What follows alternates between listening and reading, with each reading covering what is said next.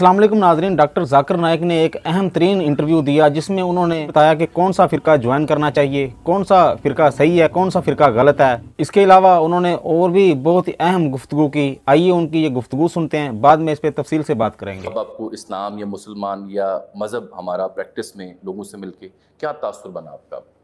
जहाँ तक कि पाकिस्तान आने के बाद जो मेरे जहन में तस्वुर था वो सही था कि पाकिस्तान या पैशन है, जज्बा है।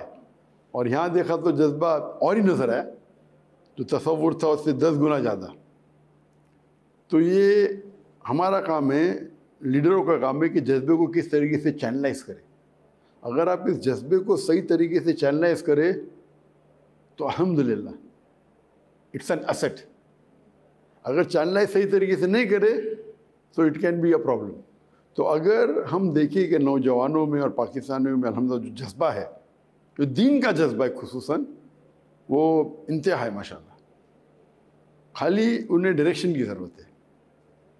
और अगर हम एक हो जाए, मुसलमान आपस में न बटे, जिस तरीके से अल्लाह ताला फरमाते सूरह अल इमरान में सूरह नंबर 3 आयत नंबर 103 में, वातसिमू बिहब्लिल्लाहि जमीअन वला तफर्रकू, कि अल्लाह की रस्सी को मजबूती से पकड़े और आपस में न बटे। तो मुसलमान अगर एक हो जाएंगे, अल्लाह की रस्सी कुरान और सही हदीस है, अगर इन नौजवानों को सही दिशा मिली, सही रास्ता अगर मिलेगा, तो इंशाअल्लाह मुझे उम्मीद है कि it will be a formidable force, it will be a power माशाल्लाह। डॉक्टर साहब, आई थिंक ये बहुत इंपॉर्टेंट बात आपने छेड़ दी और यही मसला है। नौजवानों से मुझे मुकालमा करने का मौका मिलता है यूनिवर्सिटीज़ में, कॉलेजेस में, सेमिनार्स में, तो मज़हब पे बात करते हुए वो मुख्तलिफ़ फ़िरका वारियत से मुतासर दिखाई देते हैं। यकसुई या जो आसान हमें दीन फितरत कहा जाता है, वो इतने ज़्यादा फ़िरक़ों में बटे हुए हैं और इतने ज़्यादा उलझे हुए हैं। उसका हल क्या है? ज़िम्मेदार वो अपने मुबल्लिग़ को करार देते हैं कि फ़लाँ के यहाँ ये तरीका दुरुस्त है नमाज का, फ़लाँ के यहाँ ये हराम है, फ़लाँ के यहाँ ये हलाल है। ये इतने ज़्यादा फ़िरक़े क्यों हैं और उसका अब इस दौर में हल क्या है? हम कुरान से दूर हैं। अगर हर मुसलमान कुरान को समझ के पढ़ेगा तो मैक्सिमम जितने ये प्रॉब्लम दूर हो जाएंगी। हम कुरान को समझ के पढ़ते नहीं। अरबी के अलावा कुरान को उर्दू में पढ़िए, पंजाबी अगर आपको आती पंजाबी में पढ़िए, अंग्रेज़ी आती अंग्रेज़ी में पढ़िए, तर्जुमे के साथ पढ़िए, तो कोई भी आपको फिर बेवकूफ़ नहीं बनेगा। हम क्योंकि कुरान तर्जुमे से नहीं पढ़ते। और ये हमें ध्यान देना चाहिए कि इस्लाम में कुछ चीज़ फ़र्द है, कुछ हराम है, कुछ फ़र्ज़ है और कुछ हराम है, और कुछ चीज़ अफजलियत है, मुबाह में द वास्ट है। तो जो चीज़ हराम और हलाल का जो सवाल आता है उसमें बहुत कम फ़र्क है। जो फ़र्क है वो अफजलियत में, और अफजलियत में फ़र्क होने की वजह से हम झगड़ते, फितना पैदा करते, ये गुनाह है। कुरान की आयत है फितना मर्डर से ख़राब है। तो हम क्या करते, मिसाल के तौर पे हजर अस्वद को जब हम जाते मक्का जी, काबा जाते, काबा शरीफ में जब जाते हैं तो हजर अस्वद को ब्लैक स्टोन को चूमना सुन्ना है, फ़र्ज़ नहीं है। सुन्ना है, अच्छी बात है, अफजल है, लेकिन फ़र्ज़ नहीं है। लेकिन चूमने के लिए जो धक्का करते, एक दूसरे को मारते, रश होता है जो धक्का मारते, एक दूसरे को तकलीफ पहुँचाते, ये हराम है। तो हम क्या कर रहे हैं, एक सुन्ना को करने के लिए हराम चीज़ कर रहे हैं, ये बिल्कुल जायज़ नहीं। तो यहाँ भी जो डिफरेंसेस है कि हम नमाज के अंदर हाथ ऊपर मारना चाहिए, नीचे बांधना, रफ़तैन करना चाहिए कि नहीं करना चाहिए, इसमें तहक़ीक़ करो, आपको जो लगता है उसे फॉलो करो। लेकिन इससे ऐसा नहीं कि आप हाथ ऊपर मांगे तो नमाज नहीं होगी, हाथ नीचे मांगे तो नमाज नहीं, नमाज हो जाए, नमाज तो हो जाएंगी सारों मज़हब के हिसाब से। तो इस पर झगड़ा क्यों कर रहे हैं? आपको अगर लगता है कि सीने पे हाथ बांधना सही है, आप दलील पेश करो। उनको लगता है कि नाफ के नीचे बांधना सही है, ठीक है, नो प्रॉब्लम। इसमें झगड़ने की ज़रूरत नहीं। They can be an intellectual discussion, no problem. आप समझे ना, आप तहक़ीक़ करो। लेकिन क्योंकि दोनों जितने भी चारों मज़ाहिब के हिसाब से नमाज तो हो जाती है, तो इस पर बहस करने की ज़रूरत नहीं। और कई बार हम देखते हैं कि मुसलमान कहते हैं कि मैं ही सही हूँ, कहना चाहिए मैं भी सही हूँ, मैं भी सही। ये मैं ही सही हूँ में ज़रा प्रॉब्लम है।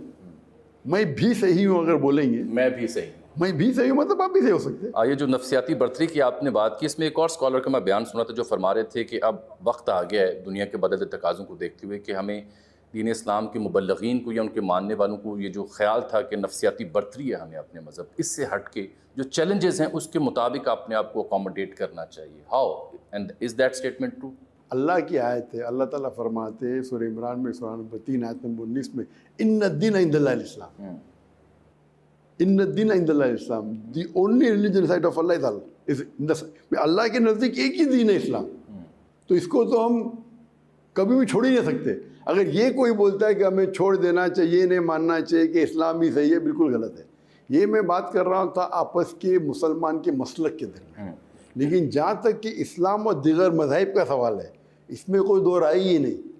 अल्लाह ताला साफ तरीके से फरमाते इन्नद्दीन इंदल्लाहिल इस्लाम, एक ही दीन है जो अल्लाह ताला ये सही कहता है वो इस्लाम है। अल्लाह ताला फरमाते सूरह इमरान में सूरह नंबर 3 आयत नंबर 85 में कि अगर कोई दूसरा मज़हब कोई इख्तियार करता है इस्लाम के अलावा, आखिरत में उसके लिए खसारा है। तो इसमें तो दो राय ही नहीं। मुझे कुछ नौजवानों ने पूछा आपसे आने से पहले कि इन्नमल अमाल बिन्नियात, उसके मुताबिक नीयत तो हमने की कि नेक अमल करें, नमाज अदा करने जाएं, लेकिन जब नमाज हाथ बांधते हैं, नमाज के लिए खड़े होते हैं तो ख्यालात अजब तरह के आते हैं। तो उनसे क्या नीयत को फ़ौक़ियत मिलेगी, वो कबूल होगी, या जो ख़यालात के तहत जो रेसिटेशन हो रही है उसको देखा जाएगा? और उन ख़यालात से छुटकारा कैसे मिल सकता है ताकि यकसुई आए? इंसान का जो जहन है वो अक्सर भटकता है, ये आम है। साहबा भी जब नमाज़ पढ़ते थे उनका जहन भटकता था। तो जब आप नमाज़ पढ़ रहे, हमारी नीयत है कि अल्लाह सुब्हानहू व तआला का शुक्र अदा करना, अल्लाह की इबादत कर रहे, तो हमारा जहन क्यों भटकता है? इसकी वजह है इसकी मेन वजह है कि हम जब पढ़ते हैं सूरह फातिहा फ़र्ज़ है, हम तिलावत करते हैं, हम उसकी मानी जानते ही नहीं। तो जो तिलावत कर रहे हमारा सिर्फ 1% जहन ऑक्यूपाइड, 1%, बाकी 99% खाली है। तो an empty mind is the devils workshop. जहन जब खाली होता है तो शैतान घुस जाता है। ठीक। तो आप जब तिलावत कर रहे, सैकड़ों बार कह चुके सूरह फातिहा, आप नींद में उठ के भी कह सकते, आप कह सकते, मैं कह सकता हूँ। तो सूरह फातिहा की तिलावत कर रहे, मानी नहीं जानते, हमारा जहन भटकता है, गलती हमारी है। तो जब नमाज पढ़ते हैं, कुरान की तिलावत करने के अलावा हमें उसकी मानी भी जानना चाहिए। उसकी मानी को आप जब जहन में पीछे दोहराएंगे तो आपका जहन कम भटकेगा। लेकिन ये भी ऑटोमेटिक हो जाता है। आप कुरान की तिलावत कर रहे, उसके मानी बैकग्राउंड में जान रहे, फिर भी भटक, लेकिन मानी को रिहर्स करने के अलावा आपको मानी पे ध्यान देना चाहिए। A human mind cannot concentrate on two different things 100% at one time. At one time, no, not possible. True that. 50-50 कर सकते हैं, 100% नहीं। तो अगर हम तिलावत करते हैं, मानी को रिहर्स करते और उस मानी पे तवज्जो देते हैं, तदब्बुर करते हैं, पॉन्डर ओवर करते हैं, तो आपका माइंड कम भटकेगा। तो हर मुसलमान अगर जो कुरान की आयत और जो भी अरबी में वो कहता है सलाम में, उसकी मानी को जाने, मानी के साथ साथ उस मानी पे तदब्बुर करे, तो इंशाअल्लाह आपका जहन नहीं भटकेगा।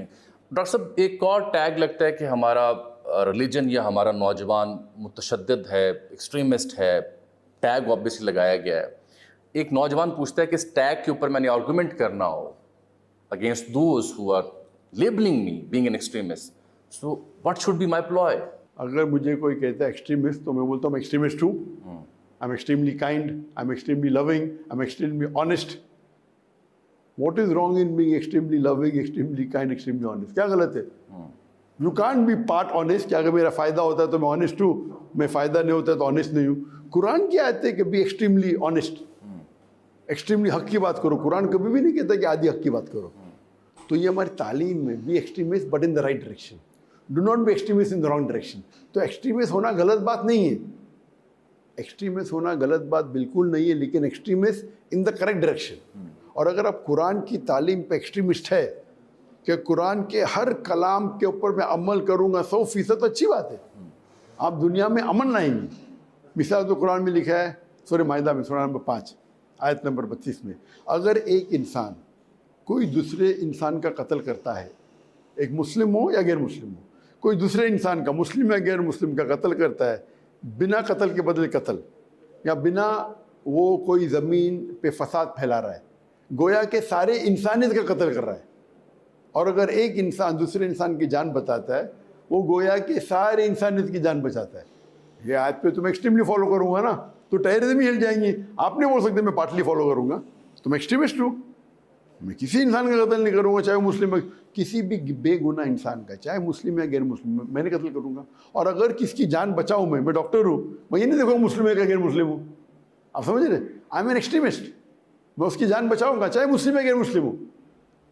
कुरान कहता है कि गोया के सारी इंसानियत का जान बचा रहे आप।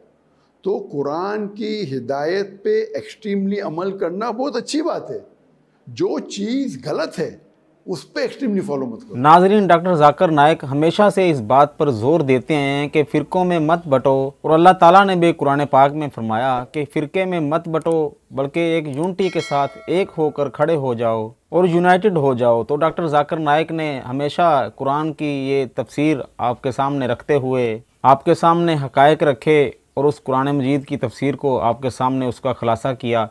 तो फ़िरक़ों में कुछ भी नहीं पड़ा, फ़िरक़ों में सिर्फ ये है कि एक दूसरे के साथ गुत्थम गुत्था हो जाएं और एक दूसरे के साथ लड़ते झगड़ते रहो, और जो यहूद व नसारा हैं वो भी आपकी कमज़ोरी का फ़ायदा उठाएं और आप पर हमले करते जाएं। और अगर आज के मौजूदा जो हालात हैं देखा जाए तो वाकई ऐसा ही हो रहा है, क्योंकि मुसलमान जो हैं वो पूरी दुनिया में बटे हुए हैं और इसी बंटवारे का जो गैर मुस्लिम हैं वो फ़ायदा उठा रहे हैं और मुसलमानों पर जुल्म कर रहे हैं, तशद्दुद कर रहे हैं।